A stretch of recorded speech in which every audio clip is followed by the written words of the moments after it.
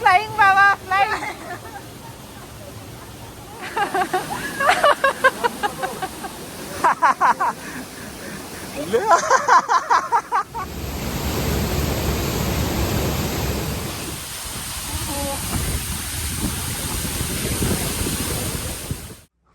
Chạy chạy lên parachute nè.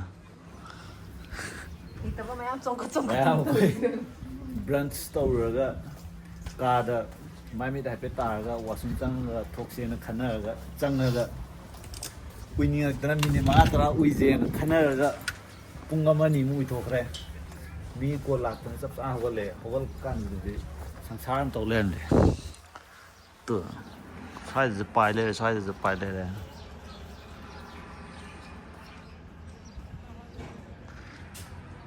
Ado khoi ngasi di pai rồi. Oh भाई कहाँ जा रहे हैं?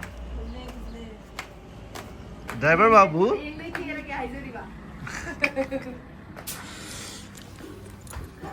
ड्रेस ती मिट निनी उन्हीं से जले सिंदावा कन खन भी दे अभी कोई चला जिने मैम मोनास्ट्री दान चला ड्रा वाटरफॉल दान चला ड्रा खन दे मोनास्ट्री तो इतनी मार है कोई टूर गाइड ने पूरी भी चला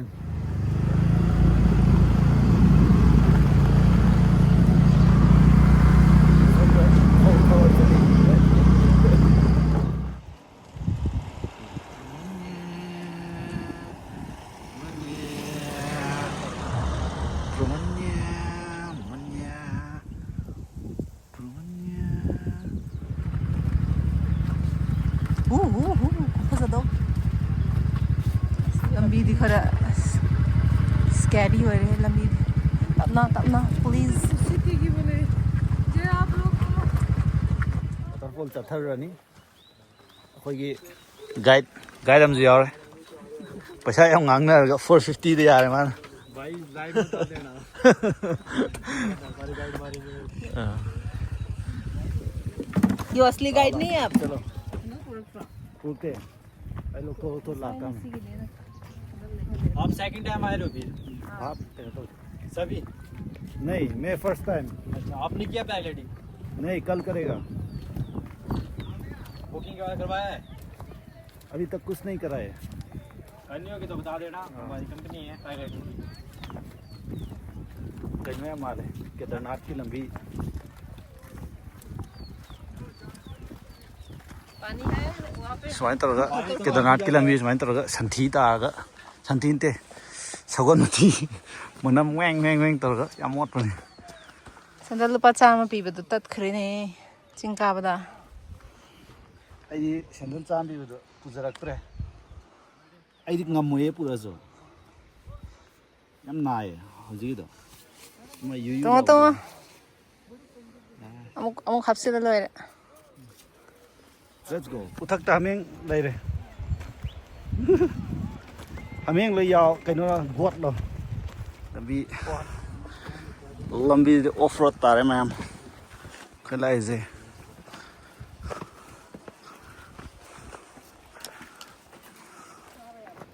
Guys, niam chale. Pareng chale.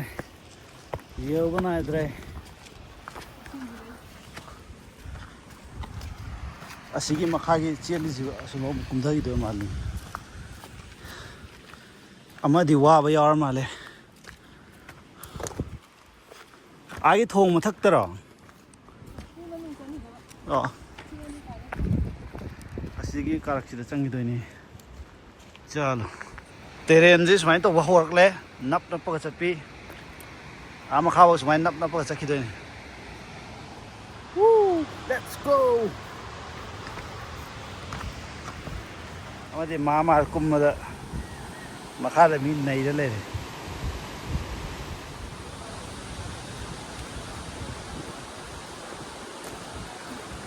सी मखाजी चंगने आई मोई सेगलो पे आई दि खों पलाय तौइसे माइ चलिसे रेडी ले रे आई खों थाना में आई दि लंबी चल 와, 까리 보세요. 까로.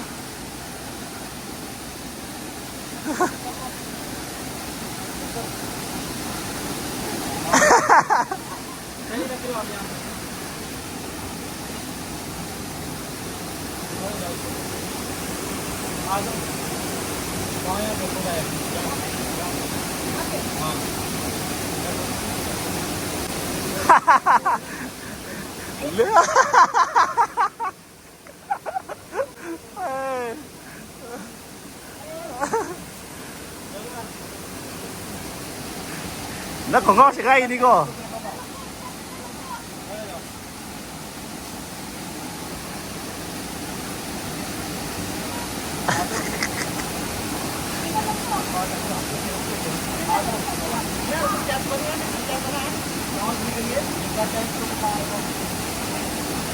아들아 콩 한번 다 모여봐. 아들아 콩 한번 담아. 이승지 코잉 가만해 아마. 나때 아이 블록이네. 이승 코잉 가만해. 뿌라 찍찍 러.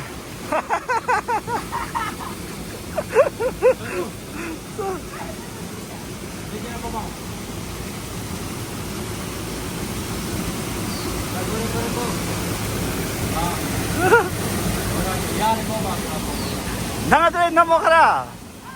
Si Seven na mataw.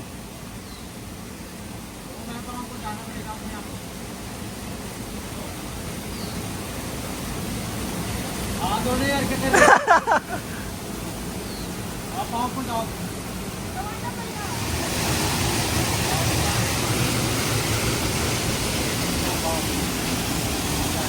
Sino yung mula isa na?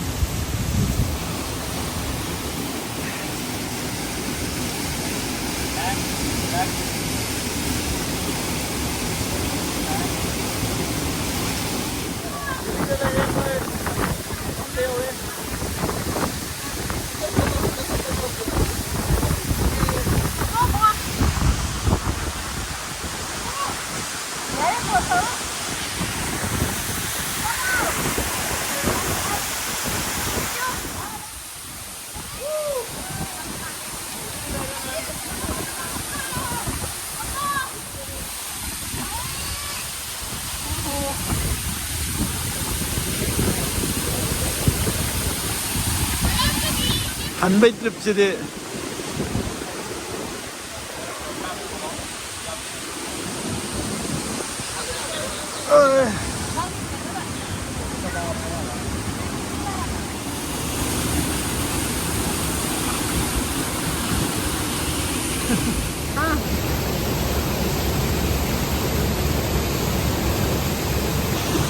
कितने लोगों ने करनी है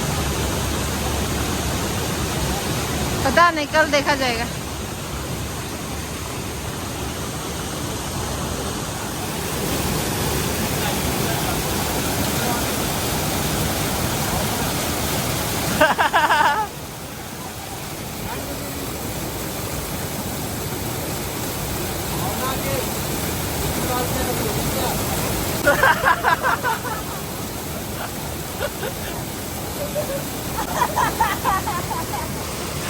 남자도 와야 돼, 꿈도 이제.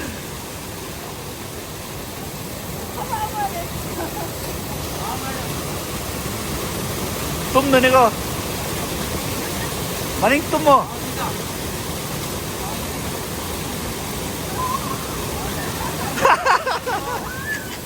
또 뭐야, 니, 대단해. 또 뭐.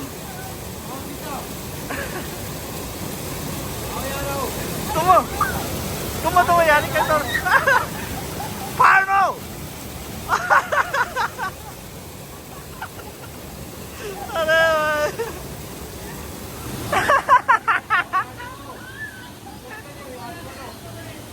Lisa, तुम सितारो मांगा कनी कैसे कह दे सितारो.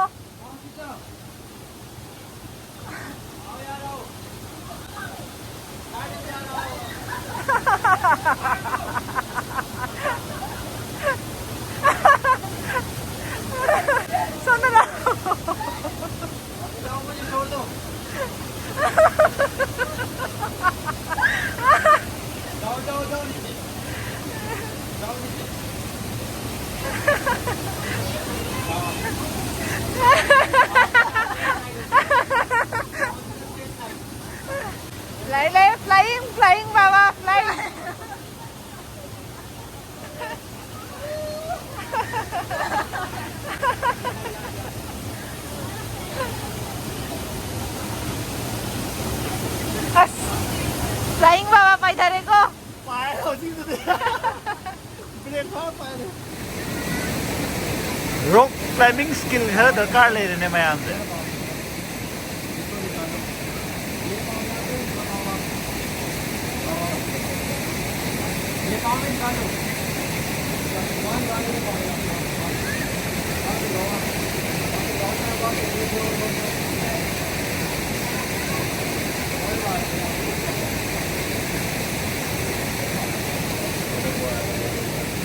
आगे चलो आगे by one get one free चलो आप चलो मैं बनाता हूँ कोई नहीं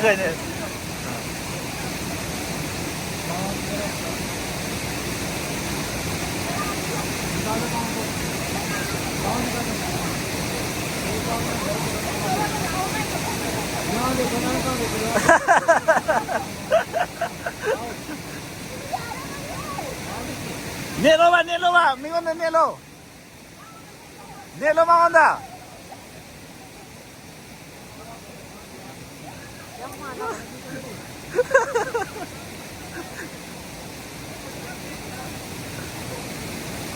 Yeah. Thank you. वेलकम जी वेलकम क्या चैंप हो आप कर सकते हो आप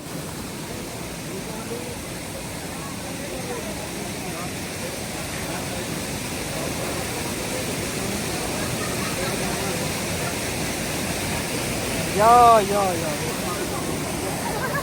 Thank you.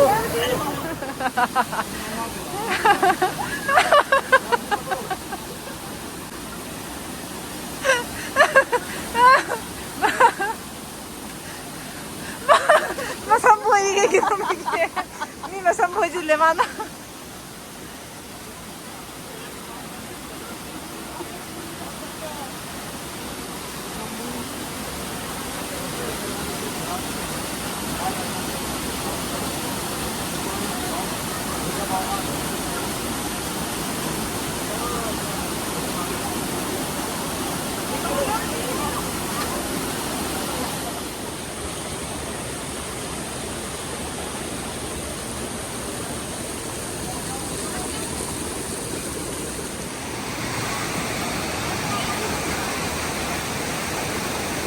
So gittim ni nalize.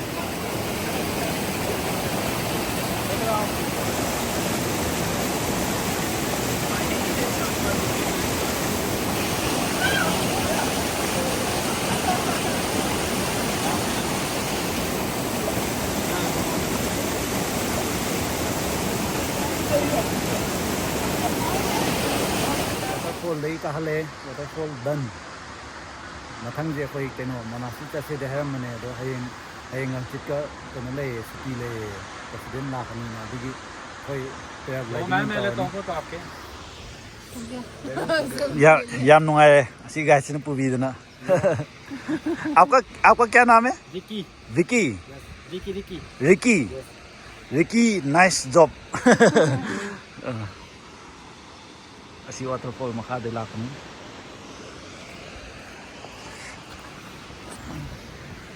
अदुदी कोई पैराग्लाइडिंग तौधरगे अबूदी तौरनी सलाई तरह फिरान हाइधर लागे अखोई लिसाजे खजिक किरुम नामदी लय अदु माजे तौरनी अमुक लाखनीना तौद्रदी सुंगान तौद्रदी कमान तौनी व्यू से Let's go to next stop then.